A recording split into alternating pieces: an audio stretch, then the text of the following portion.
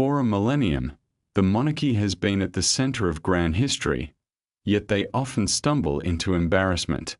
From lovesick kings setting their own thrones ablaze to royals struggling with the basic art of spelling their names, this isn't mere history, it's a comical spectacle clad in regal robes. These tales of scandal resonate, not as tragedies, but as absurdities too bizarre to vanish into obscurity. So, tighten your ceremonial attire and secure those silver spoons, as we plunge into 25 of the most ludicrous royal controversies ever witnessed in British history. A little heads up, dignity often takes a backseat, leaving only the aftermath of these escapades behind. Before we plunge into this delightful royal foolishness, ensure you hit that subscribe button. It aids the channel in outlasting more than a few of these fleeting royal unions. While you're here, share where you're tuning in from and the hour on your clock. Perhaps it's midnight in Manchester or 3 a.m. down in Texas. No need for judgment. We all find ourselves awake for the same compelling reason: royal upheaval. In the autumn of 1936, an extraordinary chapter unfolded in the annals of British royalty, as King Edward VIII fell undeniably and tumultuously in love with the wrong woman, Wallis Simpson. This American socialite, divorced twice with an entrancing charm and a passport deemed troublesome, became the catalyst for a royal upheaval. To mark how scandalous this affair was, one might say it rivaled the infamous Titanic's ill-fated voyage. Edward was not your average monarch. He was full of charisma, charm, and distinctly averse to the duties that came with the crown. Rather than merely going through the motions of royal expectations, he appeared to detest them. By the time he ascended the throne in January 1936, his relationship with Wallis was already the talk of the elite. Although she had yet to finalize a second divorce, Edward boldly introduced her to royal engagements and hinted at marrying her, eliciting gasps from high society and jubilant celebrations in tabloid newsrooms. This was more than a romantic entanglement, as the Church of England, of which Edward was now the supreme governor, prohibited the remarriage of divorced individuals while their former spouses were living. With two ex-husbands still in the picture, Wallis posed a serious challenge to royal protocol.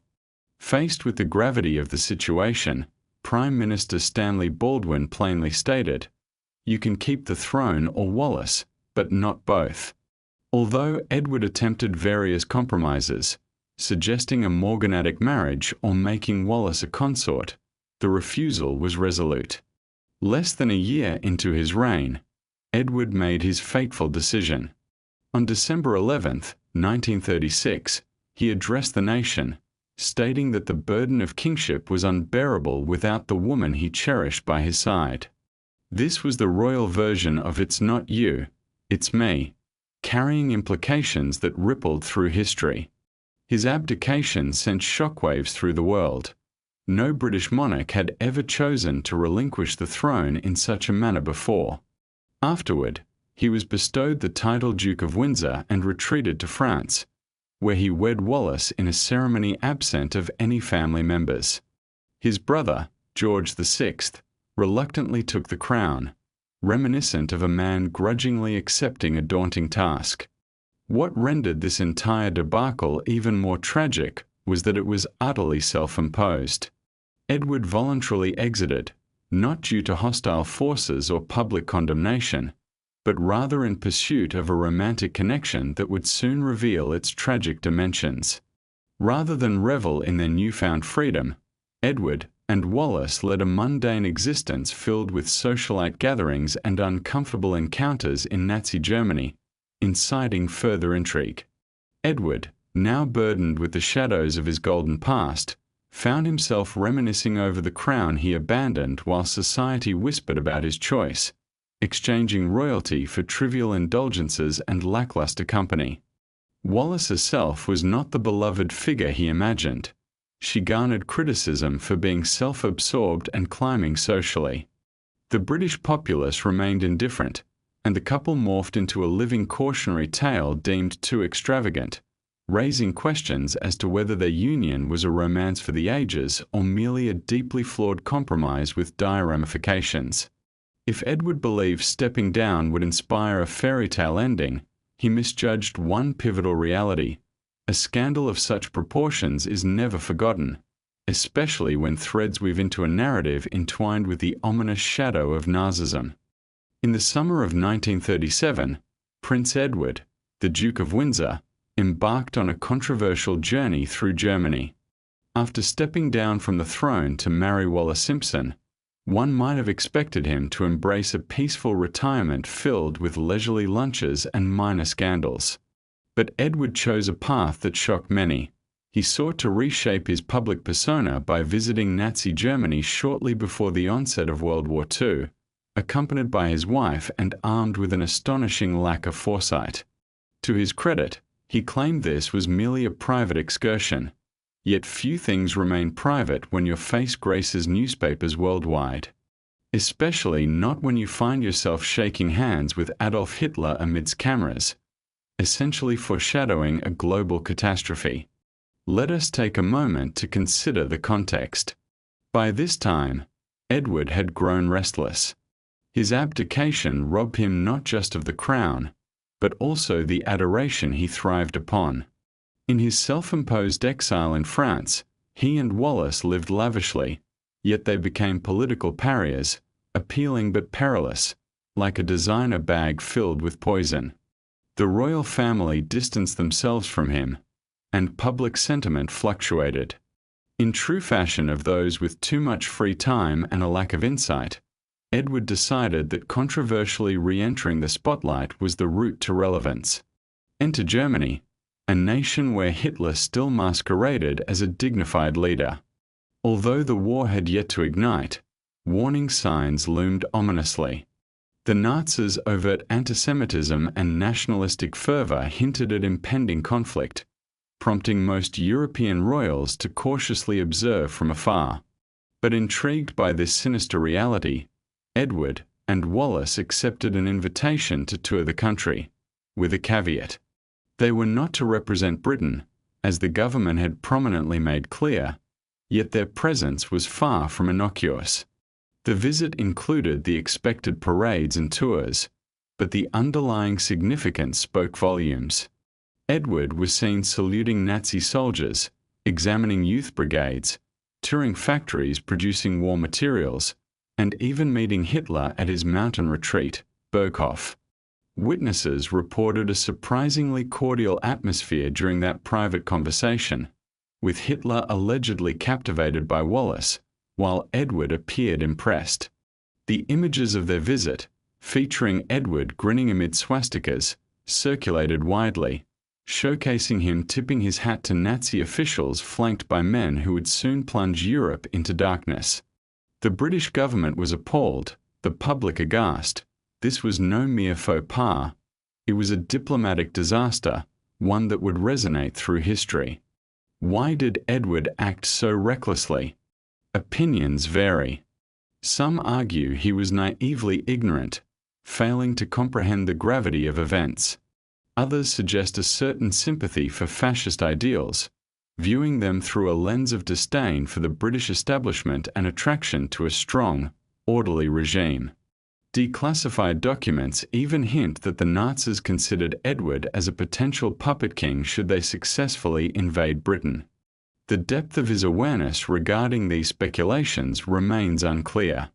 What is not unclear is the fallout from his choices. Edward's dalliance with Hitler only intensified the royal family's apprehensions towards him, rendering him devoid of any significant responsibility moving forward.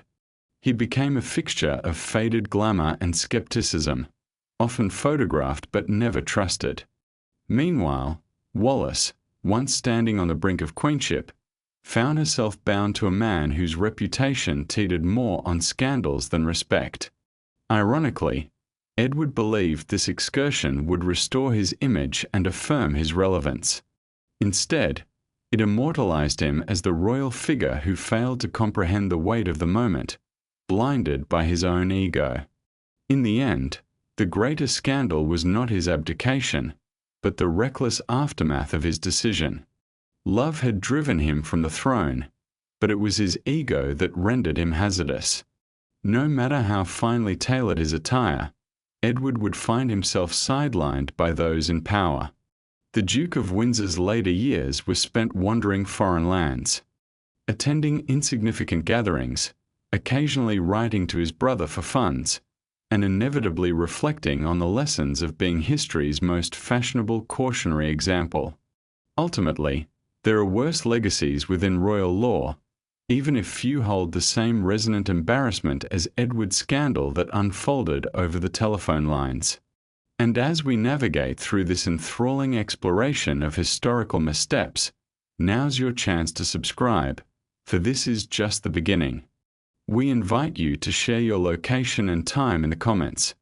Are you scanning through this at 2 a.m. in Berlin, half asleep in Jakarta, or pretending to be productive in an open office? No judgment here. We are all entangled in the same captivating chaos. 3. The saga of Charles III and the infamous Tampen Gate phone tape leak. In a reality show that is the British monarchy, this incident surfaces as one of its most embarrassing episodes. Imagine, if you will, the backdrop of 1993. The Cold War is now a memory, while the internet begins to emerge from its shell. Meanwhile, the British royal family is slowly spiraling downwards. At the center of this storm is Prince Charles, the heir apparent, caught in a separation with Princess Diana. Divorce is still on the horizon. As tabloids flock around like hungry predators, a secret recording escapes into the light. It's an intimate phone call, meandering and all too human. And then, a phrase that would forever haunt Charles emerges: his wish to be reborn as a Tampen within the embrace of his lover, Camilla Parker Bowles. The impact of this revelation shattered the image of royal mystique, a fortress that had withstood everything from wars to beheadings but was now breached by the awkwardness of its future king's choice of words.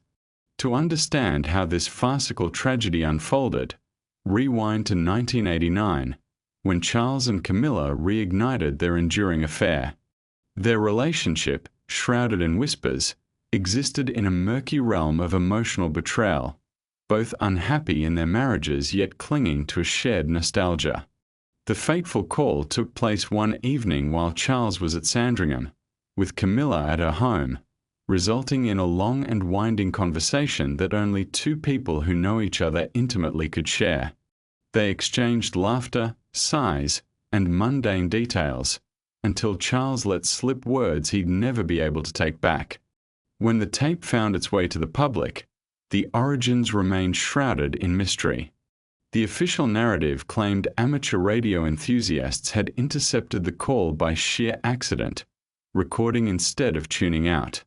Whether fact or merely convenient fiction, the consequences were undeniable. The tape became a black market sensation, circulating through tabloids and hushed gossip. Before the dawn of social media, this scandal spread rapidly, transforming from mere gossip into a full-blown cultural phenomenon.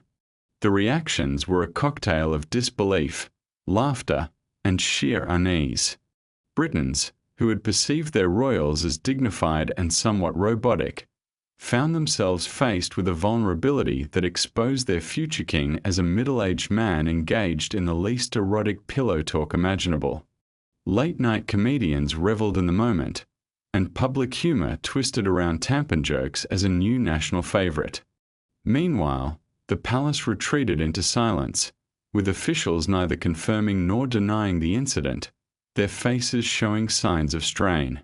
Diana, already burdened with the emotional weight of Charles's affair, now bore witness to her former partner becoming the subject of relentless mockery.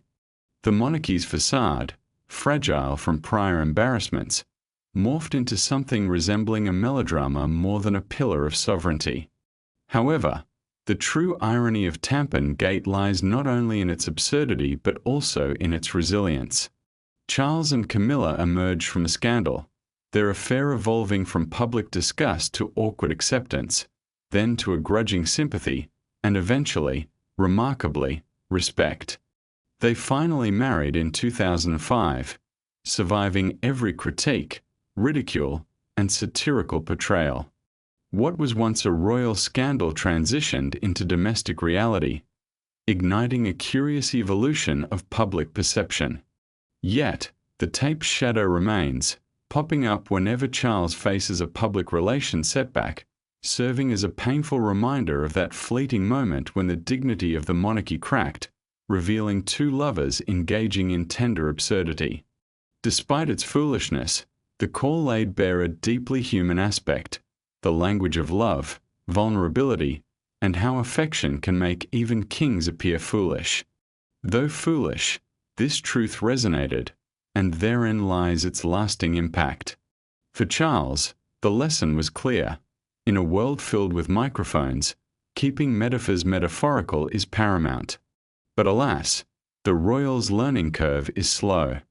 Just as the monarchy appeared to have fallen to the lowest depths of PR disasters, another prince took to live television, detailing why he couldn't sweat and recounting his escapades at Pizza Express. In the complex realm of royal missteps, Prince Andrew emerges as a central figure in a story woven with scandal and absurdity. His infamous 2019 BBC interview should have restored his image, yet it instead turned into a masterclass on how to mismanage a public relations crisis. Intended as a moment of openness, it swiftly devolved into a spectacle of catastrophic proportions. To grasp this unfolding drama, we must first acknowledge Andrew, the Duke of York and cherished second son of the Queen, long celebrated for his military endeavours and extravagant lifestyle. Infamously dubbed Air Miles Andy for his lavish travels, he'd become the royal family's go-to envoy for mingling with wealthy yet controversial figures. But everything changed with his friendship with the disgraced financier, Jeffrey Epstein, whose connections spanned the elite and the morally dubious. Their bond dates back to the 1990s, and by the early 2000s, they were often seen together at opulent dinners and private jet trips, even walking through Central Park post-Epstein's first conviction, a haunting image for Andrew that would come to define him. The true crisis erupted when Epstein's accusers began specifying Andrew's involvement, prompting the palace to go into damage control mode. They believed a straightforward, dignified sit-down interview could save him from the turmoil. Thus, a televised conversation with seasoned journalist Emily Maitlis was arranged, setting the stage for an unintentional farce.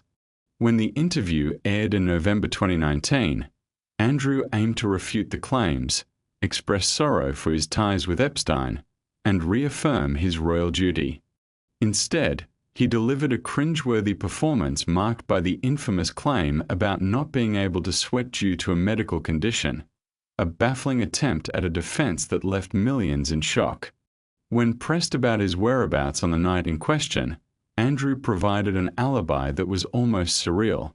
He claimed he was at Pizza Express in Woking, celebrating a child's party with his daughter, a revelation that only deepened skepticism.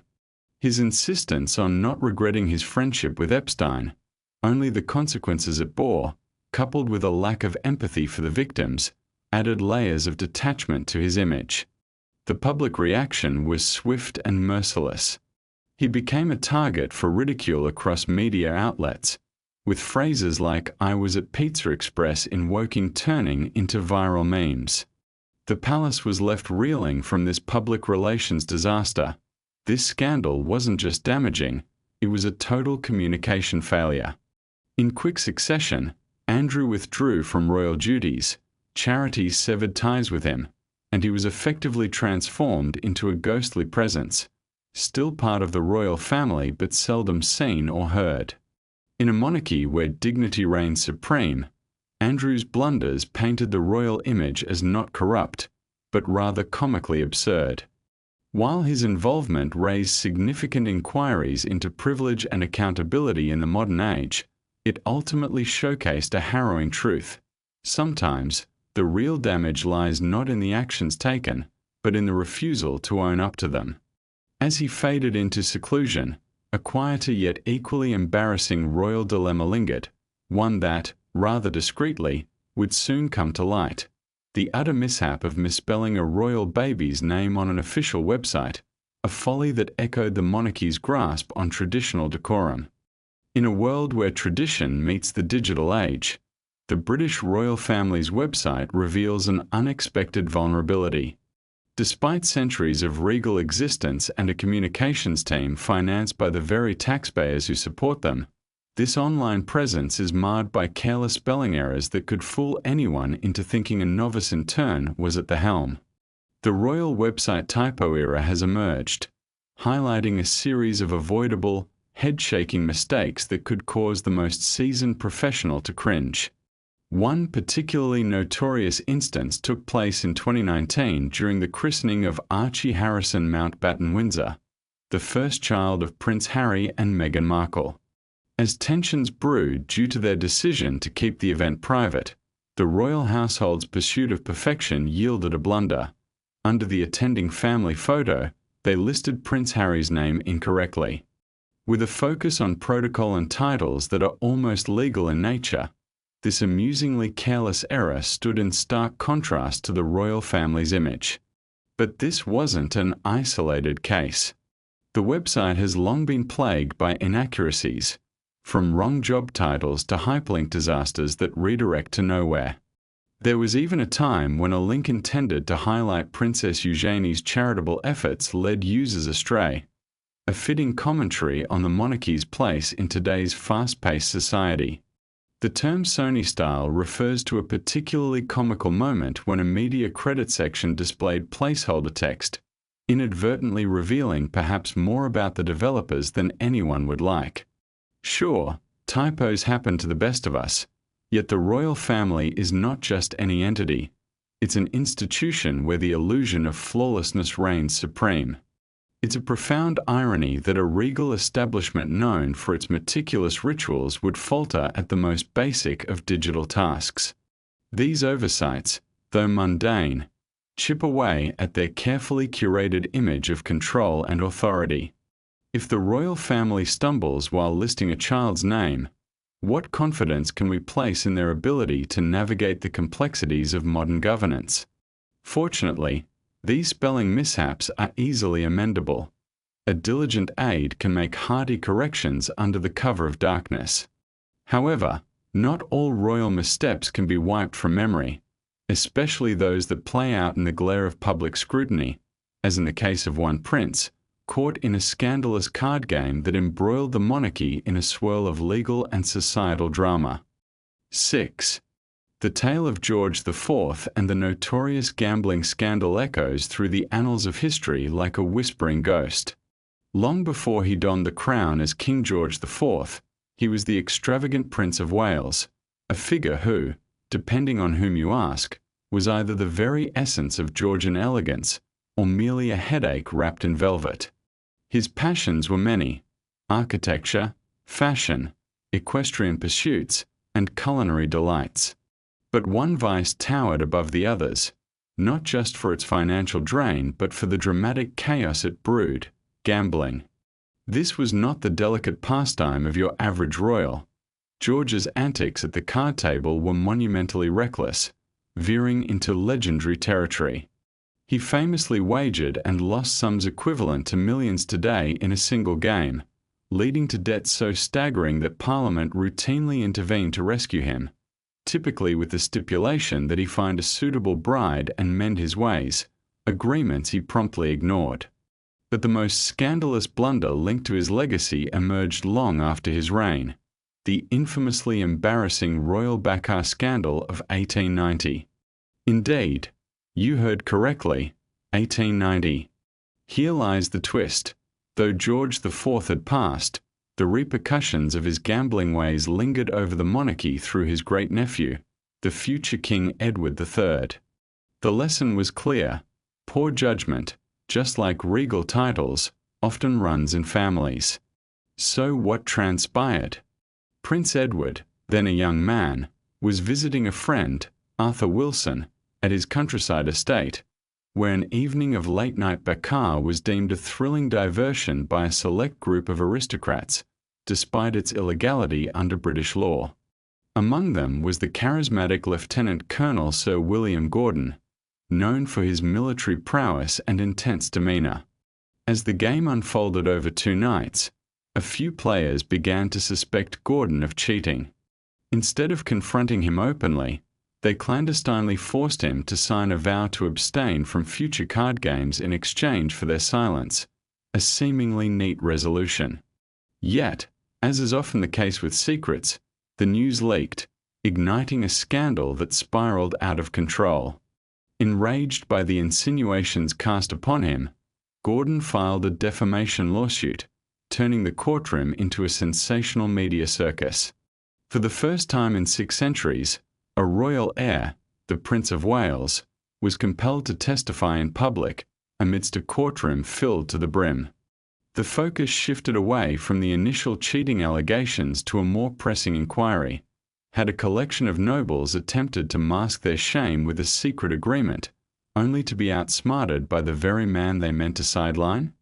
While Gordon lost the case, the real damage was inflicted upon the monarchy itself, revealing the prince as naive and careless.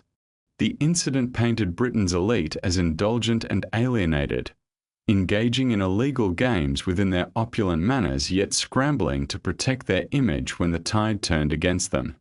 All the while, the shadow of George IV loomed large, a legacy steeped in gambling, debt, and a string of compromises that now haunted his heirs, who not only inherited titles and estates but also a penchant for high-stakes turmoil. Ironically, the entire debacle could have been averted with a simple act of restraint, someone uttering the wisdom, "Perhaps we should avoid cheating at cards in the company of royals." Yet, as history has shown, restraint is a virtue rarely associated with the royal household. As we reflect on reckless decisions, we find few monarchs more adept at self-sabotage than Mary, Queen of Scots. While George gambled at cards, Mary played with the very threads of power, borders, and alliances, and lost every time. 7. Mary, Queen of Scots, a staggering miscalculation of her own position. If Shakespeare had spun her tale, it would seem heavy-handed. Here we have a striking young queen, raised far from home, thrust into the treacherous arena of dynastic rivalries, only to be consistently outmaneuvered by her older, more calculating cousin, Queen Elizabeth. Yet Mary was not a mere figment, she was flesh and blood. Her downfall wasn't simply the result of others outplaying her. It was almost as if she meticulously orchestrated her own tragedy with an array of bewildering decisions that prompt the query, was she playing with a chessboard or a deck of cards? Born in 1542, crowned Queen of Scotland at merely 6 days old, Mary was more an emblem than a tactician. Her upbringing in France saw her briefly take the French throne through marriage, but destiny intervened. The early death of her husband saw her return to Scotland, a land unfamiliar and largely out of her control. It wasn't long before the tide turned against her. Her first misstep, marrying Henry Stuart, Lord Darnley, a choice that, even in the 16th century, should have raised alarm bells. Darnley, while handsome, was vain, ambitious, and wholly untrustworthy. Oh, and he was also her cousin, a footnote in dynastic history that offered little comfort. Darnley quickly fell out of favour, demanding the crown matrimonial and making enemies at court. The catastrophic culmination of his jealousy led to the murder of David Rizzio, Mary's secretary, executed in a dramatic display that struck the dinner table like a stage play. A visibly pregnant Mary witnessed the chaos and, astonishingly, opted for reconciliation instead of rejection. But fate did not relent for long. Soon after, Darnley was dead, the house he occupied reduced to rubble, his strangled body discovered nearby. Enter her second blunder. Mary chose to marry James Hepburn, Earl of Bothwell, a man many believed responsible for her husband's murder. Marrying one's spouse's alleged killer tends to raise eyebrows, especially in an era where royal murders were alarmingly commonplace. Did he force her into this marriage? Historical accounts are vague, but the public outrage was clear. Support evaporated. By 1567, Mary was compelled to abdicate in favour of her infant son, James VI. She fled to England, seeking solace under her cousin Elizabeth I, who regarded Mary not as a peer, but as a looming Catholic threat to her Protestant reign. This leads us to her ultimate blunder. Mary presumed Elizabeth would protect her, yet Elizabeth saw her as a rival. For 19 long years, Mary languished in various castles, her letters an echo of desperation. Whether innocent or involved in plots, her existence became a rallying point for Catholic resistance. Eventually, Elizabeth's patience waned, resulting in Mary's execution in 1587, a brutal end to a life that spanned from crowns to blindfolds and prayers. Yet the miserable tragedy of Mary, Queen of Scots, extends beyond her death. It's about her abysmal chess play in the royal game. Her story unfolds like a textbook in regal error, misplacing trust in the wrong men, marrying disastrous choices, and naively seeking mercy from a sovereign dependent on her very denial of it. Mary possessed brilliance, beauty, and charm, but her political instincts were dreadfully flawed. Her confusions, trading charm for power, loyalty for safety, kinship for security, led to her downfall. Nevertheless, her tale resonates through the ages, not for her triumphs but for her spectacular failures. Few royals have self-sabotaged with such alarming intensity. Remarkably, the crown for the most disastrous royal marriage may not even belong to her, but rather to Queen Caroline, whose union with George IV makes Mary's look altogether respectable. 8. The turbulent tale of Caroline of Brunswick and her disastrous royal marriage is as fascinating as it is tragic. Imagine attending a wedding where animosity hangs heavy in the air, a spectacle broadcast to the public, and to top it off, featuring none other than the future King of England. Caroline's union with George IV was not merely a romantic blunder. It devolved into a colossal public fiasco, a gradual erosion of royal credibility, unfolding over years with all the grace of a food fight in an opulent dining hall. In the beginning, George IV, then the Prince of Wales, wanted nothing to do with Caroline. In a clandestine twist, he had already tied the knot with another woman, Maria Fitzherbert, a Catholic widow, an act that, while illegal, was deeply significant to him. Yet Parliament compelled him to marry to address his staggering debts, accumulated with reckless abandon. Caroline, a princess plucked from Europe, became the unfortunate choice. Their first meeting occurred mere days before the wedding, and George was so horrified by Caroline that he resorted to alcohol, seeking a stiff drink before drowning his anxieties. On the other hand, Caroline was less than impressed. She viewed him as bloated and ill-dressed. Yet, they exchanged vows in 1795, and on their wedding night, George was allegedly so inebriated that he fainted in the fireplace. While they managed one brief encounter resulting in an heir, Princess Charlotte, they soon avoided one another completely. George swiftly returned to his mistress, leaving Caroline isolated. Banished from the royal court, Caroline took to residing at Blackheath, where her social life flourished amidst whispers and intrigue. George took this as an opportunity to launch a smear campaign, branding her with accusations of infidelity and scandalous behavior, much of which was simply circumstantial or exaggerated. By 1806, the situation escalated with a parliamentary investigation into Caroline's alleged adultery and the legitimacy of a child living with her, William Austen. Though ultimately deemed insufficient for charges, her conduct was said to be at odds with her royal position. For a time, the scandal simmered. However, when George ascended the throne in 1820, he sought to erase Caroline from history, attempting to strip her of her title and bar her from the upcoming coronation. This set the stage for the infamous Pains and Penalties Bill, which sought to dissolve their marriage while accusing her of infidelity.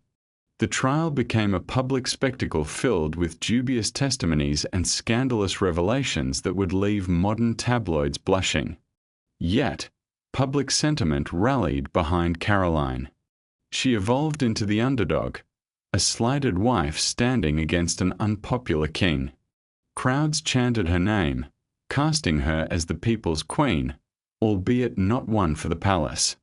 Ultimately, the bill failed to pass, leaving George humiliated but still adamant about denying her access to the coronation. On the fateful day in 1821, Caroline was turned away twice while attempting to enter Westminster Abbey, creating a strikingly absurd scene. Her, the rejected queen, pounding on locked doors while her husband was crowned inside, amid phony smiles and rigid formal wear. Caroline passed away mere weeks later, her health deteriorated and her legacy irreversibly tied to one of the most public marital disasters in royal law. She wished for the inscription "Here lies Caroline, the injured Queen of England" on her coffin, showcasing her lack of subtlety. Yet, in the long annals of royal mishaps, her story remains one of the most tragically public, though perhaps not the most disorderly. That unlikely honour might belong to the sailor king, William IV, infamous for fathering 10 illegitimate children and causing an uproar in Parliament, all while securing his place on the throne. The saga of England's rowdiest monarch. 9. William IV, known as the Sailor King, captivated the world with a lifestyle steeped in controversy.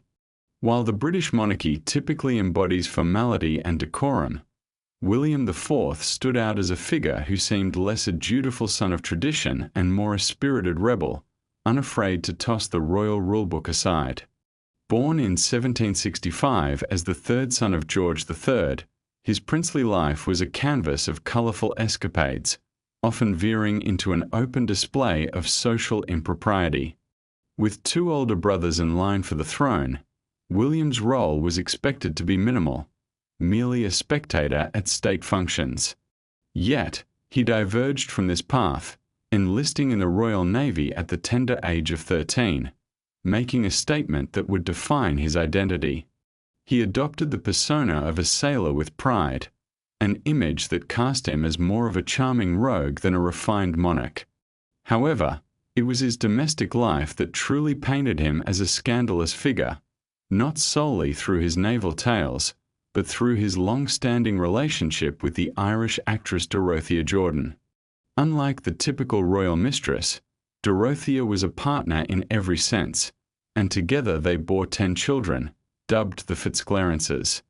Their union was defined not by titles but by a messy, joyful domesticity, blurring the lines of nobility.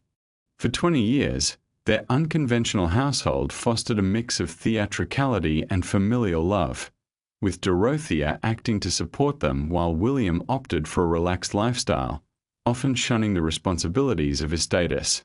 Their open cohabitation was a bold defiance against royal norms, leading to pressure from the monarchy to sever ties.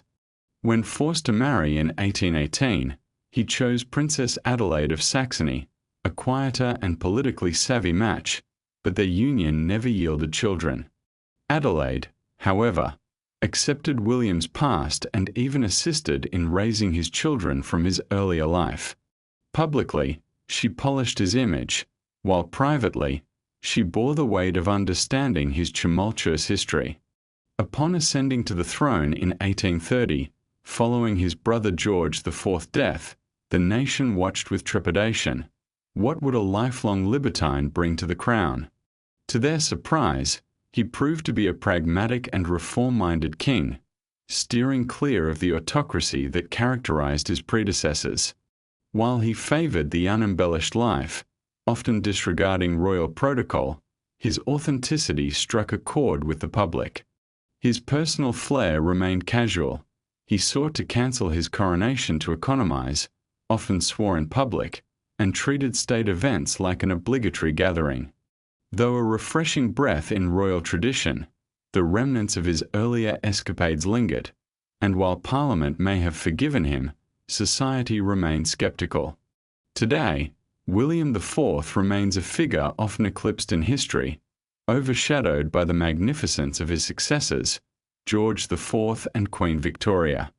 Yet, his reckless youth, emblematic rebellion, and aversion to tradition carve his narrative into the annals of royal blunders. As tales of royalty twist and turn, the next in line for the crown, George VI, would inherit an entirely different legacy. Gone were the scandals of illegitimacy or wild romance. Instead, he would battle the daunting avalanche of misfortunes and the notable awkwardness of navigating national crises. 10. King George VI, a monarch's fateful stumbles. In the chronicles of royal history, few monarchs displayed a reluctance as palpable as that of George VI. Unlike the typically aristocratic attitude of, "I'll take the crown if I must," his apprehension felt genuine, rooted in profound anxiety and an acute fear of public speaking. Battling a speech impediment that turned moments at the microphone into trials of courage, George never wished to ascend the throne, a destiny crafted for his elder brother, Edward VIII. A man whose definition of duty was so lackadaisical that he abdicated to marry an American divorcee, thereby sending shockwaves through the monarchy. George, affectionately dubbed Birdie by close friends, was a mere understudy thrust into the royal spotlight when the leading man vanished mid-rehearsal. While he would ultimately earn recognition as the resilient wartime king, his early reign unfolded in a series of unfortunate royal errors, gaffes that occurred at the most inopportune moments. Chief among these was his pronounced stammer, exacerbated by the stress of his newfound role, a flaw that might have slipped under the radar in quieter times but became a liability as radio broadcasting elevated royal speeches to national spectacles. His coronation in 1937, meticulously rehearsed with his speech therapist, Lionel Logg, known later through history, highlights this legacy of embarrassment. Each testing of the microphone, every line marked like a tactical blueprint, illustrated the tension enveloping the preparation. However, the end result shrouded the difficulties endured, a brave effort overshadowed by each slow, halting pause that filled the air with a palpable tension, making the audience hold its breath in apprehension. As World War II unfolded, the frequency of mishaps escalated. There were instances when his remarks muddled troop morale or moments when attempts at humor fell flat, leaving listeners questioning his grasp of the war's weighty reality. These blunders stemmed not from carelessness but an unfortunate inability to synchronize his thoughts with the gravitas of the occasion. George VI sought to counter his brother's aloofness by showcasing himself as a present and engaged monarch. He braved bombed neighborhoods, visited hospitals, and stood alongside his citizens, albeit amid a cloud of anxious energy. Staff tirelessly accompanied him, sometimes trying to redirect him from the camera's gaze just when it was most needed. One particularly comical moment transpired during a visit to a munitions factory, where his near trespass into a restricted section provoked a flurry of activity and an awkward photo of the king caught mid-action, an image that was humorously framed as his commitment to service. His interactions with the press were often riddled with tension, once leading to an unintended endorsement, a miscommunication requiring aides to navigate the fallout with vague proclamations. Despite his shortcomings, George VI displayed no arrogance or blame. His blunders were distinctly human, his intentions genuine. He might not have been scandalous, but instead symbolized a monarch perpetually teetering on the edge of an awkward encounter, resonating with the very essence of relatability. Yet, while his missteps cultivated sympathy, they also set the stage for the next chapter of monarchy, one interwoven with the complexities of power, intrigue, and favoritism, fueled by a court alive with whispers and chaos, especially from Queen Anne's puzzling realm of courtly mismanagement. Queen Anne's reign is a fascinating tapestry woven with bizarre court dynamics and her struggles with personal governance. Often overshadowed by the actions of those around her, She remains the final monarch of the Stuarts and the inaugural sovereign of a united Britain, presiding over a time rife with conflict, innovation, and shifting political landscapes. Yet, amidst this historical significance, she emerges as a tragic yet somewhat comical figure, a woman engulfed by the complexities of her court, weighed down by profound grief, and often ensnared in what can only be termed trivial palace intrigues. Though and was far from foolish, exhibiting deep loyalty and occasional emotional insight, her greatest flaw was her unwavering dependence on her favored companions of the moment. In her realm, loyalty wasn't cultivated through prowess or statesmanship. It emerged from whispers of gossip, emotional manipulation, and the occasional veiled poetry of disdain. Her most notorious relationship involved Sarah Churchill, the Duchess of Marlborough, a formidable and astute woman adept at the delicate dance of power. Sarah transcended the role of mere friend. She wasn't confidant, emotional support, and at times, the backbone for a queen troubled by insecurities and illness. For a period, their relationship flourished. Sarah's husband, John Churchill, the Duke of Marlborough, was a military strategist leading forces in the War of the Spanish Succession, while Sarah managed the court's affairs and the intricate political machinery. Yet, as time passed, the dynamics shifted ominously. Sarah's inherent sense of superiority led her to treat Anne more as a project requiring constant correction than as a sovereign. She openly mocked Anne's faith, criticized her decisions, and attempted to micromanage her life, prompting Anne to withdraw from the friendship that had once been a lifeline. In this turbulent atmosphere, Abigail Masham, Sarah's cousin and the quintessential social climber, entered the scene. Where Sarah's approach was bold, Abigail's was subtle. Instead of barking orders, she whispered counsel, offering empathy and understanding without demanding control. And, grappling with her emotional isolation and recurring illness, clung to Abigail as though she were a lifesaver amidst the swirling sea of courtly hostility. This dependency set off a gradual political unraveling. Angered by her exclusion, Sarah waged a smear campaign that would put contemporary tabloids to shame, alleging that Abigail was exploiting her influence to manipulate appointments and policies, and suggesting an intimacy with the Queen that transcended mere friendship. The whispers of a romantic liaison scandalized the court and proved politically perilous. While most historians doubt the veracity of such claims, the implications were enough to send ripples through the royal court. Caught between feuding factions and battling her own deteriorating health, she faced numerous ailments, including gout and obesity, and struggled to maintain her authority. Her reign saw a flurry of cabinet changes and political reversals. As it often seemed, she was reacting rather than decisively ruling. Tragically, her personal life compounded these challenges, and endured 17 pregnancies, with only one child surviving past infancy, who sadly passed at just 11 years old. The emotional toll of such loss infused her reign with an overarching grief that led her to cling to whoever offered a fleeting sense of safety, irrespective of their merits. Ultimately, Anne's governance didn't unravel in a grand or explosive manner. Rather, it faltered in a slow, poignant, and profoundly human way. She was not brought down by treachery, but rather by the lack of strong allies and the weight of her grief. The true scandal of her rule lies in the fact that a woman of immense authority navigated her reign amidst whispers rather than the council of equals.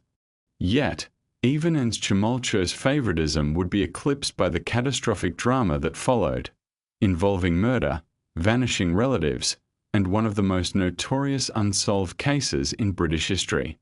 Richard III, who ruled for a mere 2 years, cast a shadow that endures for more than 5 centuries.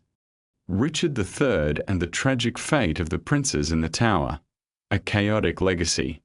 When one explores the annals of royal scandals, few match the enduring infamy of Richard III, a monarch whose shadow looms larger than life. For 2 fleeting years, His reign spiraled into chaos, largely due to the mysterious fate of his two young nephews, who vanished into history, marking Richard as history's most notorious custodian of royalty. The tale begins in 1483, with the sudden death of King Edward IV, leaving behind his 12-year-old son, Edward V, while a Lord Protector was appointed to oversee until he matured. This responsibility fell upon Richard, Duke of Gloucester, the boy's uncle, an experienced military leader with a facade of loyalty that faded all too quickly. Just weeks into his appointment, Richard ushered the young princes, Edward and his 9-year-old brother, Richard, into the foreboding Tower of London. While he claimed it was for their safety, many suspected a different motive. These boys represented a threat to his newfound power. Without delay, Richard declared the boys illegitimate, claiming their mother's marriage was void, thus clearing his ascent to the throne as Richard III by July 1483. The two young boys, trapped in the tower, then seemingly dissolved from existence, leaving behind a haze of uncertainty and intrigue. If suspicions arose that Richard orchestrated their demise, he failed to manage public perception appropriately. There were no grave reports, no scapegoat for blame, just a conspicuous silence that birthed wild rumors and accusations, eventually immortalized in Shakespearean drama.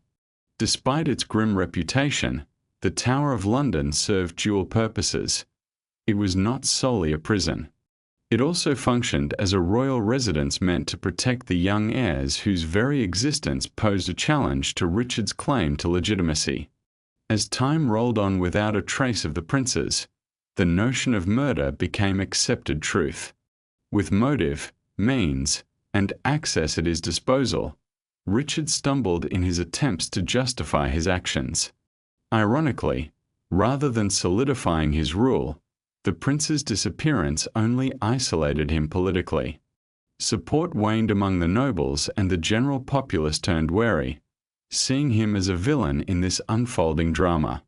2 short years into his reign, the rising figure of Henry Tudor, originally an underdog in lineage, marked the decline of Richard as he assembled an army, ultimately defeating him at the Battle of Bosworth Field, culminating in a tragic end for Richard, who would be the last English king to die in battle.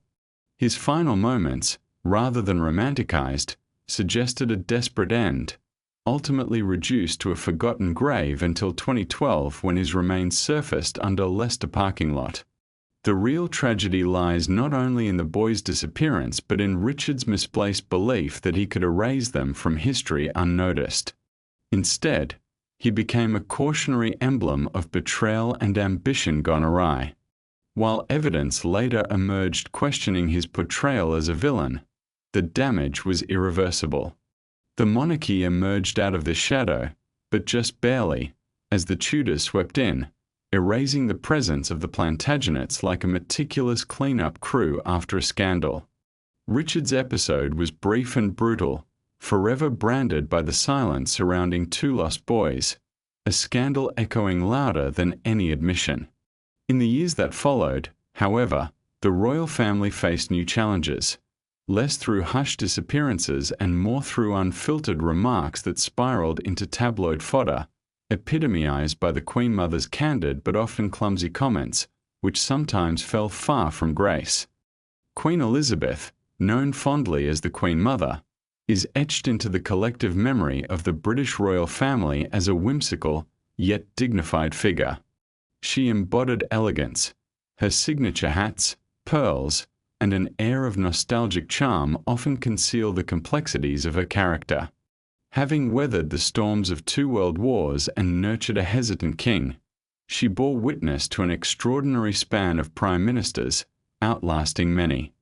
Yet, beneath her warm, inviting demeanor was someone whose casual remarks could unexpectedly strike, much like a champagne cork aimed at an unsuspecting guest.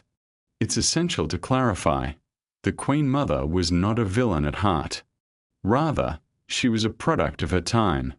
Living well beyond a century means navigating a multitude of outdated eras. Her approach to public relations was refreshingly straightforward. Smile generously, speak sparingly, and keep a handbag large enough to hide any contentious opinions. Nevertheless, this cautious strategy led to a number of royal headaches, not through scandalous misdeeds, but through a string of tone-deaf comments and poorly timed gaffes. Take, for instance, her infamous misunderstanding of money. Raised in luxury and stepping into the world of monarchy, the Queen Mother seemed inherently detached from the concept of financial boundaries. Describing her multi-million-pound household budget as barely manageable and questioning concerns about royal expenses during a recession with the phrase, "People are always so tiresome about money," revealed her profound disconnect from the realities of ordinary lives. Her public discourse echoed a bygone era, often landing awkwardly in a media-savvy world. On one occasion, during a visit to the East End, she referred to the Blitz's destruction as a great equalizer, a stirring sentiment that fell flat given her comfortable ride back to her palace in a gleaming Rolls-Royce. Moreover, her famed defiance during World War II, standing firm in London amidst bombings, asserting, "The children won't go without me," inadvertently showcased an irony, feeling closer to the people while comfortably ensconced behind centuries-old walls. Her relationship with the modern world was equally fraught. With a disdain for television, skepticism towards the press, and an aversion to central heating, which she deemed vulgar, she clung to the notion that the monarchy should rise above the fray of politics and contemporary reality. This belief marked a stark generational divide, as younger royals embraced the public eye, while she cherished the safety of distance, opting for royal waves from carriages over public speeches. With a fashion sense that remained unchanged for decades, she embodied both timelessness and a reluctance to adapt. She became the epitome of what the monarchy hesitated to abandon: tradition, aloofness, and an unwavering entitlement. While her daughter, Queen Elizabeth II, emerged as a global diplomat, the Queen Mother stood as a tangible relic of a different age. Yet, it was nearly impossible to foster true disdain for her. Her charm, albeit antiquated, resonated, and her loyalty to the crown was admirable, even as her perspective occasionally misaligned with the present. In essence, she served as a matriarchal figure to the monarchy, a source of comfort, familiarity, and occasional awkwardness at family gatherings. However, far surpassing her in the realm of scandal and defying royal conventions was her niece, Princess Margaret, the original royal wild child who transformed rebellion into an expressive art form. Princess Margaret, a figure of elegance wrapped in a shroud of scandal, stood in stark contrast to her sister, Queen Elizabeth II. While the Queen epitomized duty adorned with a tiara, Margaret lived as defiance draped in diamonds. Born into a life of privilege yet confined by tradition, she was the younger sister in a royal family not fond of opinions, particularly from one with a penchant for cigarettes and an insatiable desire to lead a life akin to a movie star amidst a backdrop that dictated restraint. Her life was a tapestry woven with contradictions. She craved the freedom that her position denied her, a royal yearning for the spotlight while being molded by the shadows. Margaret's existence was more than a mere scandal. It was a lifestyle filled with deliberate choices, seasoned with controversy. While the Queen advanced with measured grace, Margaret stormed through a post-war Britain, leaving behind whispers of admiration intertwined with disappointment. And thus began a love story, the first of many. In the 1950s, she fell head over heels for Peter Townsend, a decorated RAF group captain and divorcee, an alliance considered scandalously inappropriate by royal standards.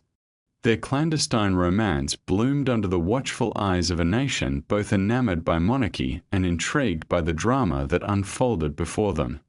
The public swooned, and the palace became a bastion of discomfort. At the time, the Church of England, led by Margaret's sister, forbade such unions, forcing the Queen into a moral quandary, their bond deemed unacceptable. In a heart-wrenching choice, Margaret was caught between the life of a royal and her desire for genuine love.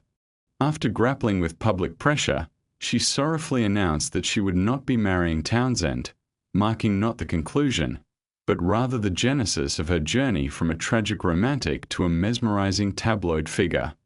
Her eventual marriage to photographer Anthony Armstrong Jones, who would become Lord Snowdon, appeared avant-garde at first. They were the embodiment of fashion and artistry, yet the facade of glamour could not mask the growing fissures in their relationship. Snowdon was reportedly disenchanted with royal life, while Margaret found the artistic freedoms exhilarating until they turned into a burdensome spectacle. Their once glittering union descended into a bitter war of infidelity and public disputes, a patched-up disaster illuminated by charity galas. By the 1970s, Margaret embraced her role as the rebellious royal. Smoking incessantly and mingling with high society and captivating men, she became a figure of tabloid fascination. Her affair with Rhodey Llewellyn, a much younger gardener, blazed across newspaper headlines with an unmistakable fervor. Their pictures reached the Queen's attention before morning coffee, exemplifying the societal contrast of Margaret's existence. A royal by birth, yet undeniably a woman rebelling against the constraints of royalty, she magnified her exploits in the brightness of day, instead of shrouding them in secrecy. Margaret was unyielding and outspoken, even referring to herself semi-seriously as a royal without a role, a title pregnant with irony. The monarchy attempted to manage her unpredictability, bestowing her with titles, engagements, and responsibilities, but she never conformed to the archetype of a dutiful royal. Instead, she reveled in opera, theatre, and leisurely luncheons with unlikely companions that her family would rather forget. Her life unfurled as a tapestry woven with both admiration and cautionary tales, a complex legacy that saw her fluctuate between revered icon and the emblem of royal rebellion. Seen as a failure of royal decorum by some and as the last true aristocratic renegade by others, Margaret was a woman invariably bound by a framework that was perpetually too restrictive for her vibrant spirit. However, the royal timeline's next scandal stemmed not from audacious pursuits but a profound silence born from grief. When Queen Victoria faced the loss of her beloved Albert, she withdrew into herself, her silence resonating with a strength that overshadowed any scandal, leaving a void more profound than all the sparks of controversy that had come before. 15. Queen Victoria and the royal wave of discontent. Following the death of her beloved husband, Prince Albert, in 1861, Queen Victoria found herself at the helm of a vast empire where the sun knew no rest. However, after this unimaginable loss, she slipped away into virtual obscurity. The once vibrant queen transformed into the widow of Windsor, her public life extinguished. Cloaked in mourning black, she turned the nation's shared grief into an intensely personal, even theatrical withdrawal, leaving Britain in a state of confusion, irritation, and ultimately, resentment. It must be said that Victoria and Albert's union was something extraordinary by royal norms, one filled with emotional and intellectual connection, remarkably progressive for their time. Albert had not only been her partner but also her advisor, confidant, and guiding light. So, when he succumbed to what was thought to be typhoid fever, a profound unraveling began. This was not mere mourning. It was a dissolution of her very identity. Yet, more scandalous than her sorrow was how Victoria's grief morphed into a lengthy dereliction of her royal duties. Instead of attending to official ceremonies, she hid herself away at Balmoral. Instead of extending solace to a grieving nation mourning its prince consort, she opted for solitude, black lace, and memorial portraits. Years elapsed without a single public appearance from the Queen. As time passed, anxiety swelled in Parliament, the press grew acerbic, and a populace, once empathetic, began to wonder if their monarch had disappeared altogether. In an era when visibility was vital for monarchy, her absence was not merely peculiar, it was unsettling. Britain was amidst monumental changes: the rise of the working class, the dissemination of literacy, the slow march towards democratization. In this turbulent landscape, the monarchy required adaptation. Yet, centrally, there was a queen who seemed to have placed her empire on hold. For a sovereign once revered, her silence emerged as a scandal, a chill of detachment, a reluctance to move forward. And when she was finally coaxed back into the public sphere, under tremendous pressure, her appearances felt almost spectre-like. Draped in mourning attire, she presented an uninterested facade. No royal wave or uplifting spirit existed, just an overwhelming sense of sorrow dressed in formality.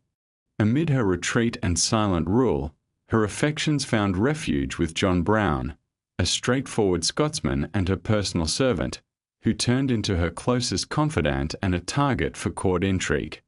Brown enjoyed trust beyond many courtiers. His influence and familiarity were unmatched within the palace walls. While some referred to him as a Highland servant, whispers of far more scandalous associations circulated. Whether these rumours held any truth, historical context leans toward no, did not lessen the gossip's fervour, only pushing Victoria further from traditional royal practices.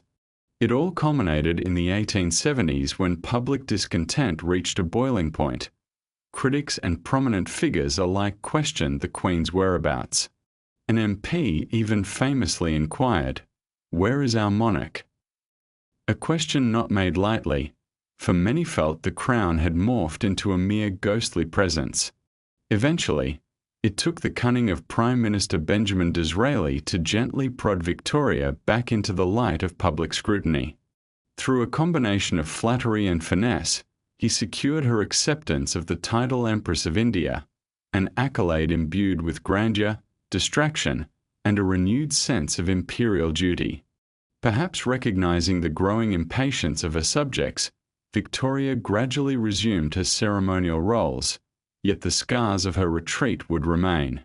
This arduous chapter reshaped the bond between the monarch and her subjects, revealing the complex dilemmas of personal grief entwined with the burdens of power. Though she ruled for 63 years, largely defining her reign through mourning and evading eye contact with the empire, Victoria managed to preserve a semblance of imperial dignity. Yet, such grace stands in stark contrast to her daughter-in-law, Queen Mary of Teck, whose strict adherence to protocol sometimes muddled diplomatic waters more than clarifying them. For in the world of royal etiquette, even a simple tea set can appear shrouded in suspicion. 16. Queen Mary of Teck, the missteps of royal etiquette. Picture, if you will, a queen not just of blood but of decorum, born as if sculpted to fit within a lavish portrait frame. Queen Mary of Teck emanated regal grace, beset by jewels so dazzling they could illuminate an entire town. Yet, beneath her pearl-studded exterior and unwavering protocol lay a singular flaw. She brandished etiquette like a sword, often forgetting the humanity that accompanied it. Born in 1867, Mary hailed from noble roots but remained relatively unremarkable by royal benchmarks. Her family, aristocratically impoverished, possessed an array of tiaras while lacking the funds to heat their castle. Consequently, young Mary was primed for a prosperous marriage and delved deep into the art of royal comportment. From perfect curtsies to the etiquette of dining, she was steeped in the fine details of aristocratic life. Initially, she was to wed Prince Albert Victor, the grandson of Queen Victoria and second in line to the throne, until fate intervened with his untimely demise in 1892. Rather swiftly, her engagement was redirected to his younger sibling, George, the future King George V. Her royal path swiftly resumed with a man who, while less flamboyant, had a steadier foundation. Embracing her role as queen consort, Mary approached her duties with fervent devotion. To her, monarchy was more than a familial obligation. It was an institution to honor. Each event, from handshakes to ribbon cuttings, was a performance she executed with almost mechanical precision. Yet, her rigid adherence to protocol often produced socially questionable outcomes. Destined to be the subject of many jokes among the upper class, it became customary to hide valuable antiques whenever she visited. A mere lingering gaze from Queen Mary at your vase meant it was, unwrittenly, now property of Buckingham Palace. Moreover, she was known for adjusting guests' postures mid-conversation, all intended with goodwill but leaving others awkwardly disarmed while discussing initiatives. In the realm of diplomatic receptions, the atmosphere was thick with tension. Queen Mary insisted on the adherence to rules known only to her, once correcting a foreign dignitary's boast so publicly that he chose to withdraw from a future meeting. Her standards were unwavering. Once, she refused entry to a room due to incorrect flag placements, exemplifying her unwavering prioritization of protocol over people. Yet this focus on etiquette reverberated within her own home, constructing an environment of emotional distance. Her children, including the future King George VI, perceived her as detached, lacking warmth, a reality she never recognized as absent in her educational royal manual. Despite these eccentricities, respect for Queen Mary remained steadfast. She embodied royal continuity amidst eras of conflict and scandal, personifying regal steadfastness. However, for all her poise, the impending episode of royal calamity loomed, as a new figure emerged, Prince Philip, ever bold, unfettered by restraint and brimming with a propensity for unfiltered remarks. He was poised to redefine what it truly meant to voice thoughts before weighing their consequences. Prince Philip, the Duke of Edinburgh, was infamous not for scandalous debacles typical of tabloid headlines, but rather for his cavalier remarks that could shatter the air of diplomacy. Throughout his 70-year tenure alongside Queen Elizabeth II, he transformed the art of gaffes into a peculiar substyle of royal engagement, a blend of unintended slights, icebreakers, and verbal missteps. His blundering commentary stemmed not from ill intent, but from a starkly straightforward military mindset, an immense generational gap, and a distinct disinterest in the impact of his words. Born in 1921, a mix of Greek heritage and German lineage, raised in France yet educated in Britain, Philip embodied a unique fusion of dislocated nobility and naval rigor. He committed to the life of royal consort in 1947, yet grappled with his limited power, redirecting his focus towards modernization and various charitable endeavors, albeit punctuated with head-scratching one-liners that often left diplomats red-faced. His catalogue of notorious comments reads like a comedic chronicle from a bygone era of less sensitivity. Some of his slips were minor, others brought on international embarrassment. Remember when in 1986, visiting China, he remarked to British students, "If you stay here much longer, you'll all be slitty?" Such tone deafness required officials to apologize even before the plane landed back home.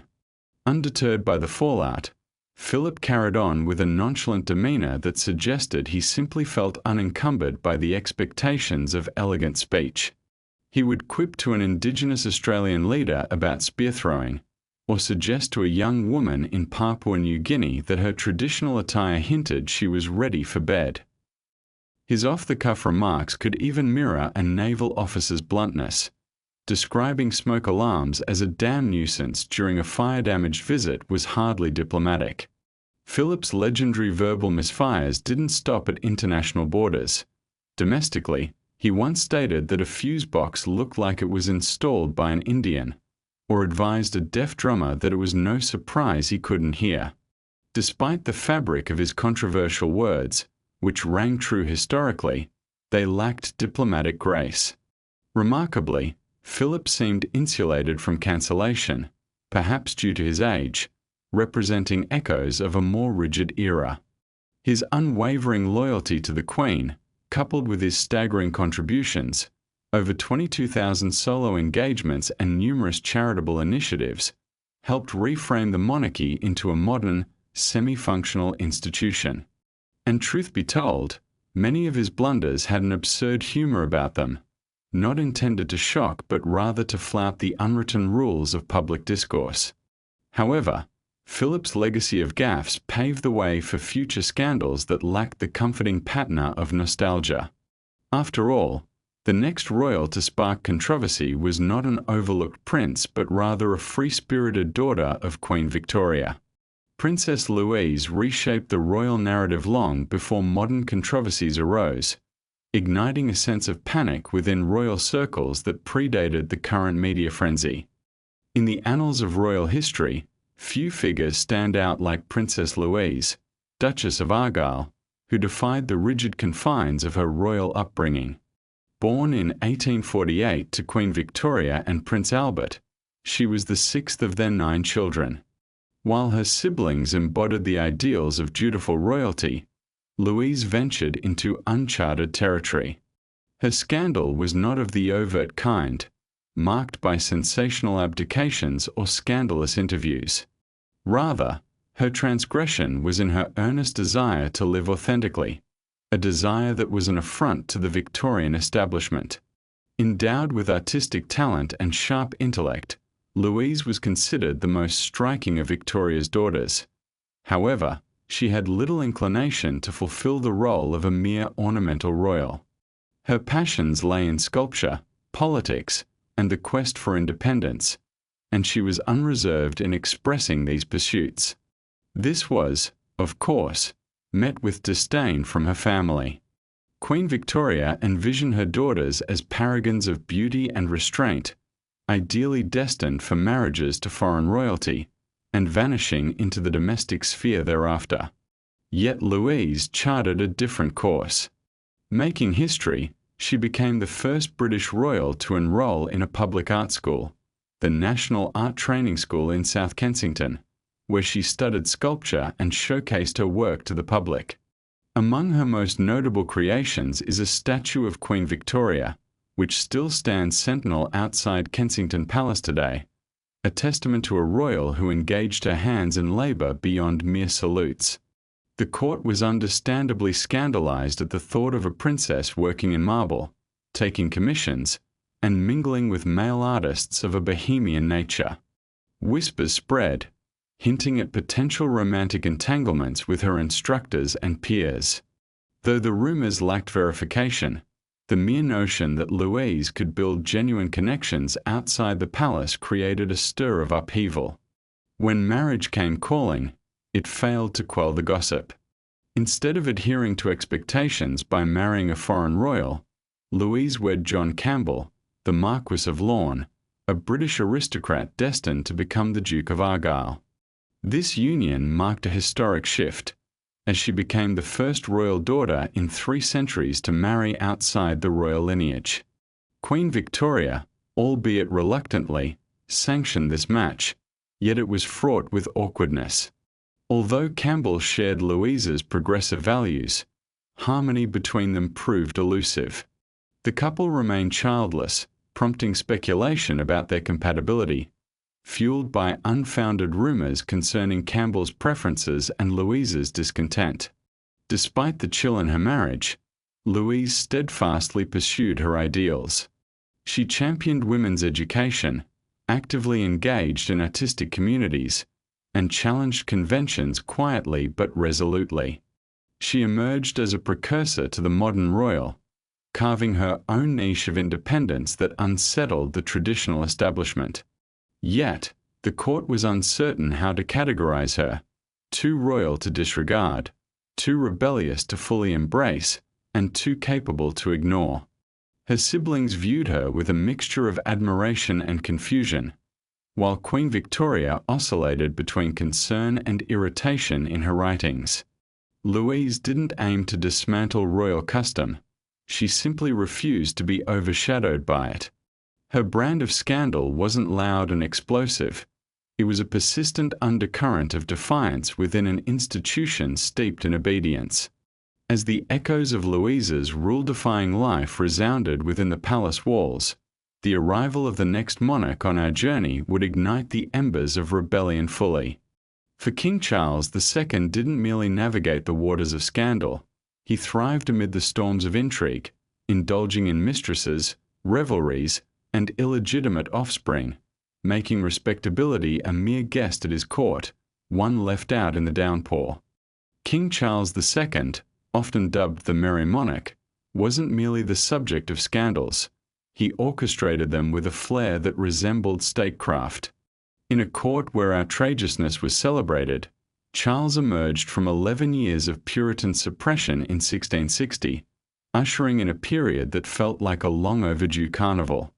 England rejoiced at the return of its king, who embraced art, theatre, music, and a plethora of mistresses, more than a historian could adequately document. But beneath the revelry, Charles was astute and politically savvy, wielding power like a maestro while provocatively courting scandal. Take, for instance, his multitude of mistresses, at least a dozen from the sharp-witted Barbara Villiers to the popular actress Nell Gwynn. These relationships not only fueled gossip but also drew ire from a parliament wary of his lavish habits, especially as he lavished titles and privileges upon them. By the end of his reign, Charles had acknowledged numerous illegitimate offspring, many of whom were ennobled despite their illegitimacy. Nell Gwynn, beloved for her origins and quick wit, famously quelled an angry mob once with the declaration, "Good people, I am the Protestant whore," thereby winning their favor. Yet, amid the tumult, there were personal complexities too.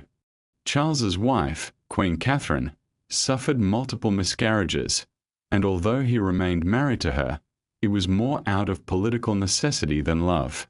However, his reign was not just defined by romantic entanglements. A patron of the arts and sciences, he founded the Royal Society and elevated writers, all while treating governance like a backdrop to his grand soirees. His late arrival to council meetings became legendary, caused by his fondness for his spaniels, who often accompanied him. Even his passing in 1685 had a dash of scandal, as Charles supposedly lamented his lengthy demise while urging his brother James to look after his mistresses, an epitaph of light-hearted requests rather than regrets. The uniquely theatrical nature of Charles's scandals defied shame or concealment, earning him a fondness among a populace weary from years of Puritan restraint. Although he left no legitimate heirs or conventional royal legacy, he gifted England an unforgettable paradigm of monarchy, a showmanship that transformed governance into a captivating performance. His son, Edward III, would go even further, honing the art of royal mischief into a near discipline, crafting a legacy that would forever echo the colourful chaos of his father's reign. Edward VII, known affectionately as Bertie, was a royal who wore his nickname not simply as an endearment, but as a mask for the weight of expectations he never truly shouldered. The firstborn of Queen Victoria and Prince Albert, he was destined for the throne, yet for much of his life, Edward seemed to sidestep the mantle of responsibility, chasing instead a life filled with indulgence. Before ascending to kingship, he became infamous for overspending, overseeing society's extravagant events, and a romantic life that knew few boundaries. Raised under the watchful eyes of his mother, who demanded virtue and intellect, Edward longed for the vibrancy of Parisian nightlife and the thrill of gambling, which he indulged often. By adulthood, his reputation was tarnished. His military service barely registered, his academics were negligible, and his romantic pursuits were numerous and widely known. Long before tabloids emerged, Edward had already become a figure of public fascination, his affairs with high-profile women like the actress Lily Langtry and the Countess of Warwick widely discussed. Rather than shying away, he revelled in the attention, often attending social events and spending time with notable figures.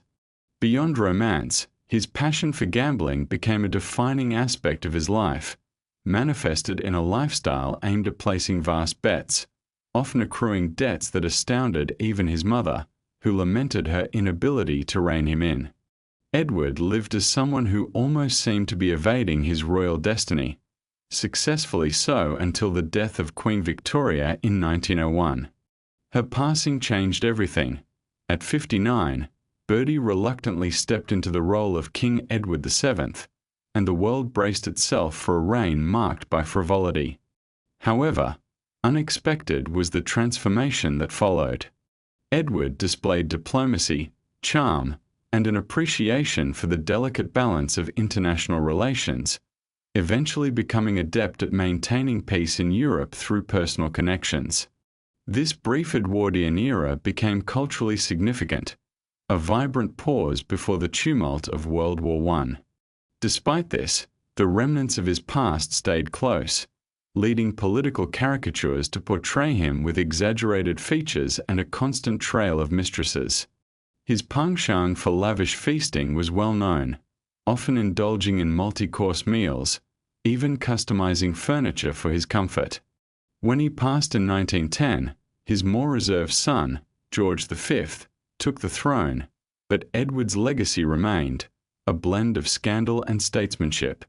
Yet, not all royal stories are marked by triumphant tales. Some, like that of Prince Henry, Duke of Gloucester, are defined by a series of enigmatic misadventures, leaving a history puzzled yet captivated by the missteps of royalty. In the shadows of royal history lies Prince Henry, Duke of Gloucester, a figure lesser known yet steeped in the art of avoidable mishaps. In a world where scandals often bloom from illicit affairs or contentious conversations, Henry's misadventures feel like the quiet unraveling of an aristocratic comedy. Born in 1900 as the third son of King George V and Queen Mary, he was the younger sibling of two brothers known for their dramatic flaws and reluctant heroism. Yet, Henry's existence was marked by an unassuming presence, often finding himself in the wrong place at the most inopportune moments. Destined for military life, he enlisted and managed to maintain a low profile amidst an institution where missteps could make headlines. However, his knack for stumbling into public relations snafus was unmistakable. One such incident occurred during a 1935 visit to Germany, a year before Edward VIII's infamous Nazi tour. While Henry's visit aimed to foster Anglo-German relations, still a politically palatable notion at the time, his actions fell painfully flat. He found himself saluting alongside German military officers at a parade, an image that didn't inspire confidence amongst nations teetering on the brink of conflict. His mischief wasn't confined to foreign lands. Domestically, he floundered as well. When he took on the role of Governor-General of Australia in 1944, amid World War II, expectations were high. Yet, reality told a different story. Unenthusiastic about the position, Henry arrived poorly prepared for the local political landscape and ceremonial obligations. His speeches lacked warmth, his engagement seemed minimal, leading many to wonder about the monarchy's connection to the land down under. As if to solidify these doubts, he infamously muddled the names of officials in a speech and expressed confusion about governmental operations. Those once respectful journalists raised their eyebrows, while the public turned indifferent. His personal life mirrored these traits of gentle awkwardness. His marriage to Lady Alice Montagu Douglas Scott was steadfast yet lacked warmth, and their children carried the weight of a name synonymous with others' dramas. Henry seemed uncomfortable in his royal skin, shy and stilted in public settings, often resembling a man stranded without directions. His legacy is a reminder of a royal who didn't ignite revolutions or daring reforms. He merely drifted from responsibility to responsibility, miscast at every turn, like an actor misplaced on the stage. Yet, amidst all his errors, one British trait shone through: loyalty. He didn't spark crises but maintained a steadfast sense of confusion. He was a royal fixture, a testament that beneath the grandness of the House of Windsor, not every member is afforded a grand narrative. Some merely don sashes, deliver speeches, and hope for the best. Even so, Henry's muddled journey pales against the almost comedic ordinariness of another figure in the royal narrative, Prince George of Denmark. Consort to Queen Anne, George's royal saga stands out as perhaps the most fascinating non-scandal in monarchy history. A man who, through a trail of noble titles and genteel chaos, made his mark by simply being nearly forgettable. Prince George of Denmark, a figure synonymous with an ill-fated role, a cloud of awkward overshadowing, and a tangled mess of patronage. In the annals of British royal history, there exist scandals so seismic they shift the very foundations of the monarchy. Yet, there are also the quieter misfortunes, unfolding like an array of polite blunders, initially slipping under the radar until they inevitably build into a legacy of uncomfortable irrelevance. Prince George, the spouse of Queen Anne, epitomizes this latter narrative.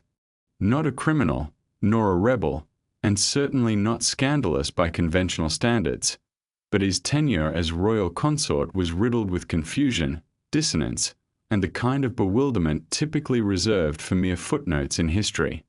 Born in 1653, George was the younger son of the Danish king. A Protestant of modest nobility and decent connections, he held political value, albeit lacking excitement. When Princess Anne was to be wed, George was chosen as a safe Protestant option, yet safe does not always equal effective. Married in 1683, Anne and George shared an affectionate, functional relationship. George, unambitious and loyal, happily occupied the shadows, an uncommon trait in royal circles. Unfortunately, this very quality rendered his role problematic. Britain was unaccustomed to a male consort who did not wield power. He neither ruled nor commanded the military and shied away from significant policy debates. Still, during a politically tumultuous time, expectations loomed over him. His most notable role was that of Lord High Admiral, a grand title that belied its ceremonial nature unless one possessed naval understanding, something George lacked entirely. His term disclosed poor judgment and a heavy dependence on others, leading to a quiet reassignment after a few years of benign neglect. Politicians were divided on how to handle him. Some viewed him as a Protestant figurehead amidst the shifting dynamics of Tories and Whigs, while others considered him a burden.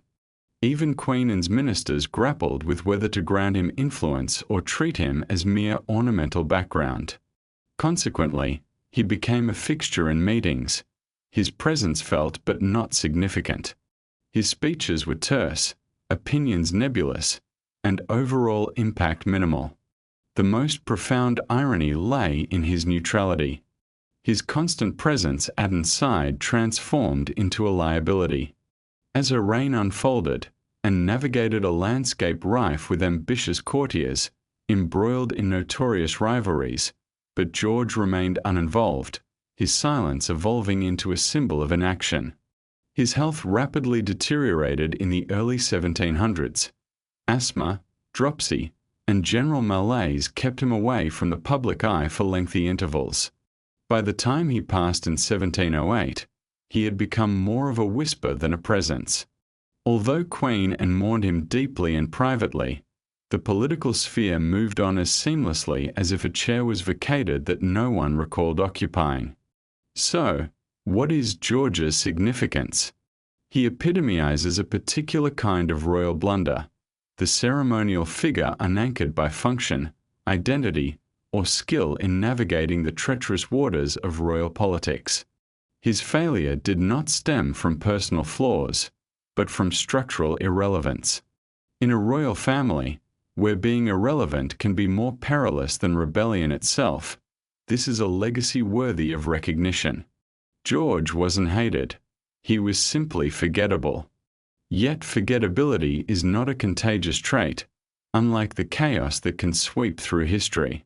For that, we must turn our gaze outside the royal lineage toward Lady Caroline Lamb, someone who managed to scandalize society with such elegance that even the royals themselves became collateral victims. Not a monarch, nor technically royal, she illustrated that often the most tempestuous presence in a room isn't crowned but instead wields a melodious pen and a razor-sharp tongue. Hidden within the folds of British high society, we find the tale of Lady Caroline Lamb, a figure who, while not of royal blood, danced dangerously close to the heart of the monarchy. When her passion flared, it was akin to her setting fire to the very fabric of her world. Thus, her story unfolds, one steeped in privilege and marred by tempestuous emotion, revealing a woman not bound by a crown but armed with wealth, literary talent, and an instability that society chose to overlook. At the center of this drama loomed her affair with the enigmatic poet, Lord Byron, described by a contemporary as mad, bad, and dangerous to know. Caroline famously encapsulated this duality in her words, entering the tumultuous relationship with starry-eyed ambition but leaving it in a whirlwind of chaos. Her marriage to William Lamb, who would ascend to the title of Viscount Melbourne, was already under strain. As Caroline battled against the suffocating expectations placed upon noble women, Byron appeared, a charismatic force that ignited her spirit. Their alliance was nothing short of explosive. Letters flew back and forth, filled with fervor and folly. She would compose heartfelt verses, only to be met with his sardonic replies. However, as Byron soon tired of Caroline's emotional demands, his departure unleashed her destructive fallout. The aftermath was a cascade of public breakdowns, the kind that should have been cast in a comic light, had they not been steeped in genuine tragedy. Caroline's obsession twisted into manifestations that shocked society, letters wrought with fury, displays of self-harm, and a now infamous entrance at a ball, garbed as a page boy wielding a dagger. The whispers of the elite grew louder, their judgment unyielding. William, painfully aware of the implications of her behavior, found himself caught in the tempest, precariously balanced between his political ambitions and his wife's descent into chaos. As her antics spiraled out of control, Caroline's actions became a threat not only to her reputation but also to the delicate stability of aristocracy upon which the monarchy relied. The tensions escalated, resulting in her social ostracism from London, retreating into a shadowy existence filled with mental anguish and erratic scribblings. Her novel, Glenarvan, served as both a bestseller and a raw reflection of her anguish, its storyline brutally transparent to anyone familiar with her life and Byron's shadow. Caroline Lamb's early demise at 42 left behind a legacy that weaves through history's pages, one marked by brilliance shackled by personal chaos, highlighting the contradictions expected of women of her time. The royal family, wary of public entanglement, filed her story away as a mere incident, yet her impact lingered, uncovering the fragility of societal norms. For the monarchy, which yearned for scandals that could be easily tucked away, Lady Caroline proved to be a tempest they could neither predict nor control. Yet, the next chapter in this saga unveils an entirely different narrative, one not born of emotion, but rather rooted in a chilling blend of hubris and ignorance. Enter Catherine Howard, a young queen whose choices shattered the very rules she was meant to uphold. Ignoring the consequences, she danced into the jaws of history's relentless machine, her fate sealed before she could comprehend the gravity of her missteps. Catherine Howard emerges in the tapestry of Tudor history as a young queen whose reckless actions would seal her tragic fate. Amidst a stage dominated by beheadings and betrayals, she shines not for guile, but for a complete lack of foresight. Barely a teen at the time of her marriage to Henry VIII, a king plagued by age and volatility, Catherine's story unfolds like a gripping cautionary tale. By the time she entered Henry's tumultuous life in 1540, he was a man in decline, plagued by discontent and physical ailments, navigating after the humiliating annulment of his marriage to and of Cleves. In this fragile state, the youthful Catherine appeared, a breath of fresh air to the king, yet to those observing, she seemed like a ticking time bomb adorned with jewels. Born into the ambitious Howard family, accustomed to the royal intrigues that had previously claimed Anne Boleyn, Catherine was raised in a household where moral boundaries were blurred. Under the loose guidance of her step-grandmother, the Dowager Duchess of Norfolk, her early life was marred by flirtations and, as later investigations would uncover, outright affairs with her music tutor, Henry Manox, and a young courtier named Francis Darham. Unfortunately, such indiscretions lingered, and Catherine continued to indulge in them even after ascending to the throne. At roughly 17 years old, she wed Henry, who was almost 50, garnering public praise, blissfully unaware of the hidden past she carried into her new role. Initially, Catherine embraced her role with charm and grace, capturing Henry's heart, who affectionately dubbed her his rose without a thorn. Yet, just as quickly, the first thorns began to emerge. Before long, whispers of rekindled affection towards Darham echoed through the court, especially after he was placed in her service. Adding to the intrigue was Thomas Culpeper, a gentleman of the King's Chamber, whose clandestine meetings with Catherine were orchestrated with the help of Lady Rochford, tying back into the web of past Tudor tragedies. As suspicion cast a shadow over her, Catherine behaved with an air of invincibility, engaging in covert exchanges and nighttime rendezvous. Henry, blissfully unaware, was blindsided when a letter detailing her romantic past arrived, penned by Archbishop Cranmer himself. The fallout was immediate and merciless. Henry, both furious and humiliated, could not comprehend his bride's betrayal, which struck at the core of his masculinity and dignity. Catherine found herself arrested, stripped of her queenly title, and flung into panic as she faced the spectre of execution. So profound was her fear that she requested the execution block be brought to her cell for practice, a grim preparation for the end that awaited her on February 13, 1542, barely 20 years old. Catherine's infamy extended beyond her infidelity. It was a stunning failure to grasp the dangers surrounding her that sealed her fate. Whether from youthful arrogance or sheer naivety, she navigated the treacherous court with the misplaced belief that she could evade consequence. In a realm where survival hinged on discretion, she acted as if she was simply enacting a romance rather than playing a role in an unforgiving royal court. Her demise stands as a haunting reminder of the Howard family's ambitions and the monarchy's entrenched fears. Even Henry, a veteran of scandals, found himself rattled by the depth of her betrayal. Catherine's brief tenure on the throne symbolizes the folly of unchecked ambition, misjudgment, and the stark tragedies that seem inherent to royal life. Yet, this scandal pales when compared to her infamously scheming sister, Mary Boleyn, an opportunist whose very closeness to power rendered her a mere footnote in the chronicles of history, while her decisions would resonate through the ages, influencing the future of the throne profoundly. Mary Boleyn, an enigmatic figure entangled in the lavish yet treacherous tapestry of Tudor court life, was anything but a roaring flame in the annals of history. Unlike the grand rebels and powerful queens that often steal the spotlight, Mary was characterized by a certain lack of ambition or political savvy, yet her existence pulsated with awkward incidents and romantic misadventures that could rival any royal scandal, albeit in a slow, unfolding saga. Born circa 1499 into the Boleyn family, a noble lineage with aspirations as sharp as their elbows, she grew up amidst the shimmering allure and peril of court politics. As the older sister of Anne Boleyn, who would rise to the throne only to become a voice of warning for the ambitious, Mary had proximity to power, but also the accompanying chaos it brought.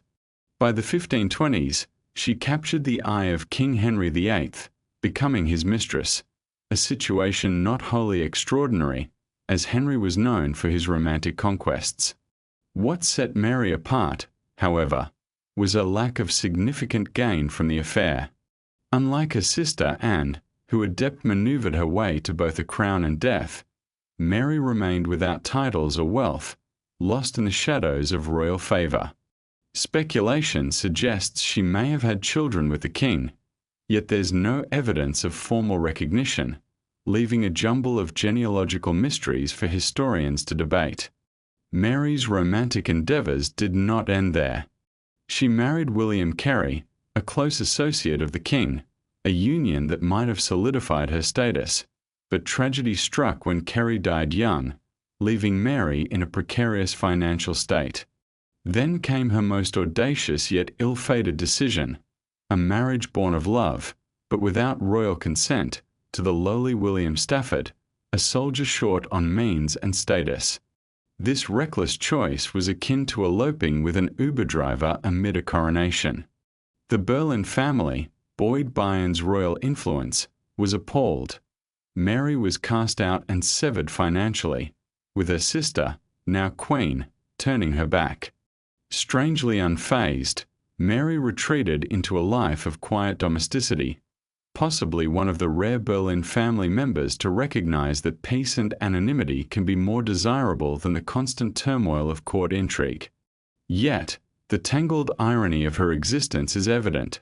Despite proximity to power as a king's mistress, queen's sister, and aunt of future monarch Elizabeth I, she remains a mere footnote in history. Her narrative is filled with unfulfilled potential, a whisper of a scandal in a world that valued legacy above all. Lingering rumors of her flirtation with royal scandals before Anne's marriage and ties to the French court cloud her reputation. Dubbed the English Mary during her youth abroad, a moniker that did little to enhance her standing upon her return.